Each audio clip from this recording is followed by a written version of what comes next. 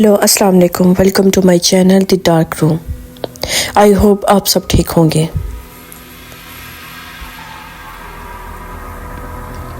आज की स्टोरी बहुत इंटरेस्टिंग होने वाली है, बट आज की स्टोरी स्टार्ट करने से पहले मैं आपसे एक बात करूंगी कि जो आज की मैं स्टोरी स्टार्ट करने वाली हूँ इसका नाम है इंतकाम की आग। तो स्टोरी स्टार्ट करने से पहले मैं ये बोलूँगी कि ये आज मैं एपिसोड 1 स्टार्ट करने वाली हूँ। तो आपने मुझे पूरी आज की ये स्टोरी सुननी है। आपने मुझे कमेंट में बताना है आपको मेरी स्टोरी कैसी लगी है। अगर आप इस स्टोरी को लॉन्ग करना चाहते हैं कि ज़्यादा एपिसोड्स हों तो मैं वो उस तरीके से बना दूँगी। तो जैसे कि आप मेरी यूट्यूब की आईडी में जाके देख सकते हैं कि मैं ज़्यादा से ज़्यादा जो मेरे एपिसोड्स हैं, लास्ट एपिसोड मेरा 6 से 7 पे लास्ट एपिसोड फिनिश हो जाता है। तो अगर आपको ये स्टोरी अच्छी लगी तो प्लीज़ मुझे लाजमी बताइएगा। ये एक रूही लड़की है, उसके बारे में एक स्टोरी है। तो चलते हैं आज की अपनी स्टोरी की तरफ। कहते हैं कुछ बच्चे रोते हुए पैदा होते हैं और कुछ ऐसे होते हैं जिनकी पैदाइश पर घर में खामोशी उतर आती है। ज़रीना बेगम के घर उस दिन खामोशी चीख बन गई थी। हाय हाय, ये दिन भी देखना था कि मेरे घर में ऐसी मनहूस लड़की पैदा हो। ज़रीना बेगम ने गुस्से से दुपट्टा झटका। कमरे में फैली पसीने की बू अभी तक हवा में महसूस हो रही थी। सफिया नीम बेहोशी में चारपाई पर पड़ी थी। चेहरा जर्द, होंठ नीले और आंखों के नीचे दर्द की स्याह लकीर। इसकी गोद में एक नन्ही सी जान थी, कमजोर साकत, जैसे सांसें अल्लाह के हुक्म से ही चल रही हों। ज़रीना की नजरें इस बच्ची पर जम गई। वो नजरें जिनमें माँ का प्यार नहीं, सिर्फ नफरत, हकारत और बदशुकनी थी। 6 साल बाद भी बेटी, ये भी ऐसी काली कलोटी। ज़रीना ने नाक चढ़ाते हुए कहा। मेरा तो सर ही झुक गया। दरवाजे के पास अकरम खड़ा था, बाप मगर बेबस। बाप माँ के खौफ ने इसकी आवाज़ निगल ली थी। सफिया ने कांपती आवाज़ में कहा, अम्मा ये भी अल्लाह की नेमत है।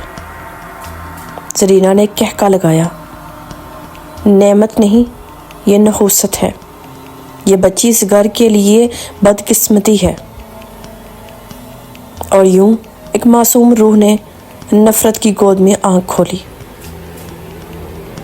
ज़रीना ने तन से कहा, नाम रखो इसका रूही। देखते हैं ये रूह किसकी रूह चलाती है। 2 साल बाद इसी घर में खुशियों की बारिश हुई। सफिया ने बेटे को जन्म दिया। ज़रीना बेगम ने बच्चे को गोद में उठाकर आंखों से लगाया। ये है हमारा वारिस, ये है हमारे घर का चिराग। नाम रखा गया फराज। घर के कोने कोने में फराज की हंसी गूंजने लगी और रूही कोने में धकेल दी गई। दूर हट जा रूही, फराज जाग जाएगा। ये जुमला इसकी माँ की जुबान पर जोर का दर्द बन गया और रोज ऐसे ही इसको बच्चे से दूर करती रहती। मोहल्ले के बच्चे हंसते, नाम तो रूही, शक्ल बिल्कुल भूतनी। रूही हंसती नहीं थी, वो सिर्फ सुनती थी और अपने दिल में एक एक जख्म जमा करती जाती थी।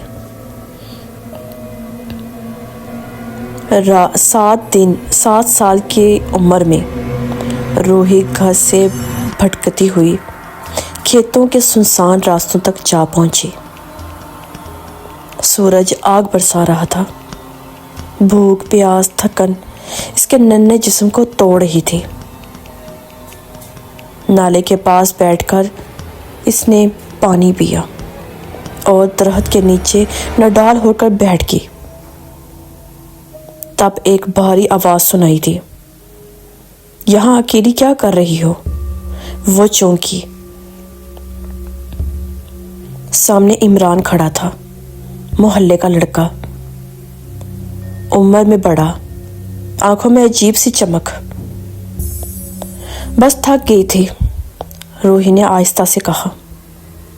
عمران مسکرایا، چلو میں تمہیں کھانا کھلا دوں اور گھر چھوڑاؤں گا۔ یہ جملہ روحی کے لیے کسی دعا سے کم نہ تھا۔ سچ؟ اس کی آنکھوں میں امید جاگی۔ ہاں بالکل۔ اور اس کے ساتھ چل پڑی۔ جیسے جیسے راستہ اندر جاتا گیا، سنسنی بڑھتی گئی، دل میں ہلکی سی گھبراہٹ جاگی، مگر اس نے خود کو سمجھایا، شاید پہلی بار کوئی میرا خیال کر رہا ہے۔ اچانک عمران رک گیا، اس کے چہرے کی مسکراہٹ وحشت میں بدل گئی۔ مجھے گھر جانا ہے، روحی نے گھبرا کر کہا۔ عمران نے اس کا ہاتھ لوہے کی گرفت میں جکڑ لیا۔ چپ رہو ورنہ اچھا نہیں ہوگا۔ چیخ کھیتوں کی ہوا میں دفن ہوگی، اور اس دن روحی کی بچپن کی قبر کھودتی گئی۔ شام ہوگی، کسی نے پوچھا نہیں۔ رات ہوگی، کسی نے یاد نہیں کیا۔ زرینہ بیگم نے ہنستے ہوئے کہا، چھوڑ دو، کہ مر گئی ہوگی تو جان تو چھوٹے گی۔ اگلے دن شور مچ گیا، روحی مل گئی۔ کریم اسے اٹھائے آ رہا تھا، کپڑے پھٹے، چہرہ مٹی سے لت پت، آنکھیں بند۔ ڈاکٹر نے ایک جملہ کہا اور اکرم کا سر جھک گیا۔ روحی خاموش ہوگی، ہمیشہ کے لیے۔ وہ بولتی نہیں تھی، وہ ہنستی نہیں تھی، وہ بس دیکھتی تھی۔ 10 برس کی عمر میں زرینہ بیگم کی آخری سانسیں اسی خاموش بچی کے ہاتھوں نکلی۔ میں بدکردار نہیں، میں روحی ہوں۔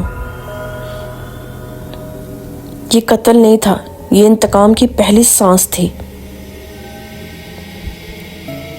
ہیرات دے دے اللہ کے نام پر۔